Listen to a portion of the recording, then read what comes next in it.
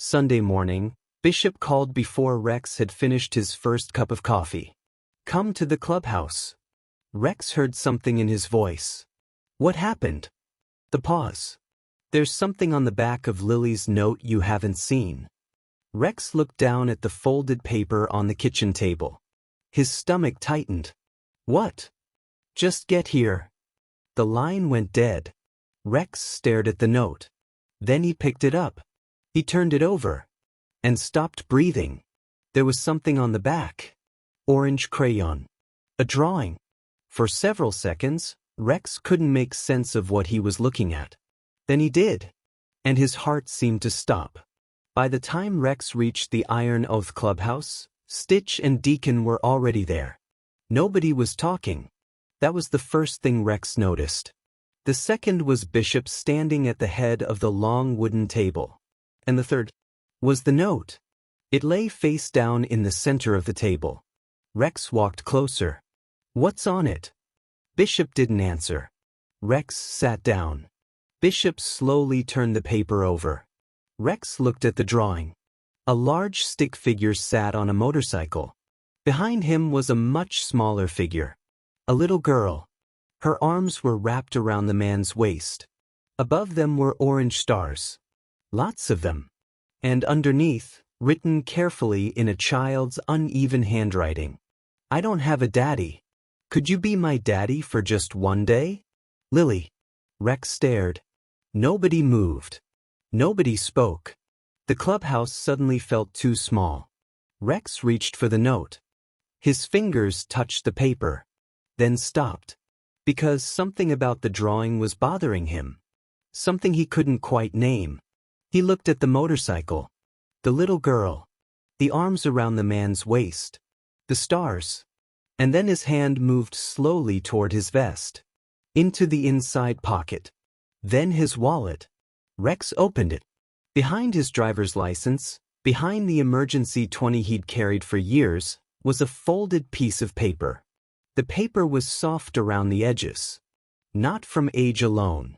From being handled. A lot. Rex had carried it every day for 11 years. He unfolded it carefully. Then placed it beside Lily's drawing. Nobody breathed. Emma's drawing. A large stick figure sitting on a motorcycle. A little girl behind him, her arms wrapped around his waist. Stars above them. And underneath, in the unsteady handwriting of a 5-year-old. "Me and Daddy riding to the stars." Rex looked at Lily's drawing. Then Emma's. Then Lily's again. 2 little girls who had never met. 2 drawings made years apart. 2 children who had somehow drawn the same picture. And 1 man sitting between them. The silence became unbearable. Stitch looked away first. Not because he wasn't affected. Because he understood that some moments belonged to the person living through them. Deacon lowered his head. Bishop's hands remained flat against the table. Rex didn't move. Then his shoulders dropped. Just slightly. His head bowed. His hands came up to his face. And the sound that escaped him wasn't loud. That was what made it worse. It was the sound of something that had been locked away for 11 years finally finding a crack. Rex cried.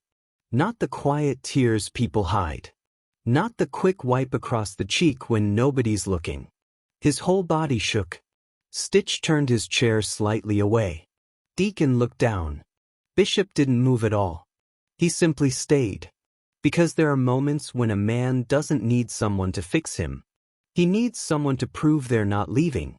After a long time, Rex lowered his hands. His face was wet. Older somehow. He looked at the 2 drawings. "I don't understand." Nobody pretended they did. Bishop finally spoke. "I don't know how to explain it either." Rex looked at him. Bishop pointed toward the drawings. "But I know one thing." "What?" "That's not nothing." Rex swallowed.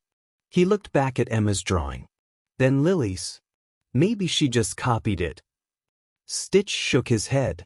"Maybe." Rex looked at him. Stitch continued carefully. "But Lily didn't know Emma existed." Rex's eyes moved toward Bishop. Bishop nodded. No one outside this club knows about that drawing. Rex stared at the two pieces of paper. The logical part of him wanted an explanation. A coincidence. A story he'd eventually be able to tell himself so the world would make sense again. But another part of him, the part that had spent 11 years refusing to open Emma's bedroom, didn't want an explanation. Not yet. Because for the first time since Emma died, Rex wasn't looking at the drawing in his wallet and seeing only the end of something. He was seeing a child reaching toward him. Maybe, just maybe, another child had reached too. Rex wiped his face. What does Lily need? Bishop's expression changed. There was the Rex everyone knew again. The man who wanted a plan. A direction. Something he could do. Bishop answered. Protection. Rex nodded. Then let's protect her. Bishop looked around the room. We're going to need more than 4 men. Rex frowned. How many? Bishop's answer was simple. All of us. That afternoon, Bishop made a decision. He called a full Iron Oath meeting for Monday night.